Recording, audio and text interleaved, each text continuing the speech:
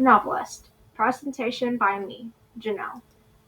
What am I doing in this presentation? In this presentation, I will share with you what I've learned at Girl Scout Senior Badge Novelist. It is about writing your own novel using creativity and inspiration. So here are the elements of a good story. Stories such as fairy tales or folk tales inspire us and teach us valuable lessons. Here is what authors or writers use to create good stories like those we know. A good plot, good characters, and a theme. I'll go over these three things in the next slides. So the first element is a good plot. So what is a plot? Well, a plot is a chain of events in sequential order, meaning from beginning to end. There are 5 stages in a plot, and I think of it as a roller coaster or a mountain. The first stage is exposition. The story introduces the character, setting, and plot in that stage. In the rising action, something terrible happens to the main character or characters. In the climax, the story is intense, there's a lot of problems happening.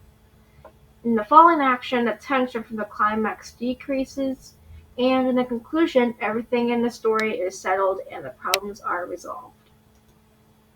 The second element of a good story are good characters.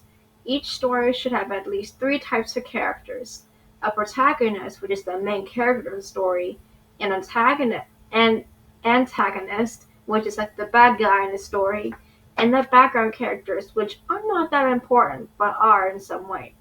It wouldn't be an interesting story if there wasn't any antagonists or protagonists. So the third element of a good story is a theme. A theme of a story is basically a message.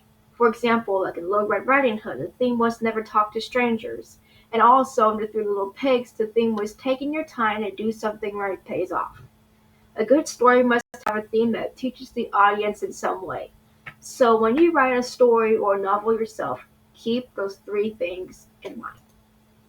So I wrote my own story that I published, well, not really published, but I made.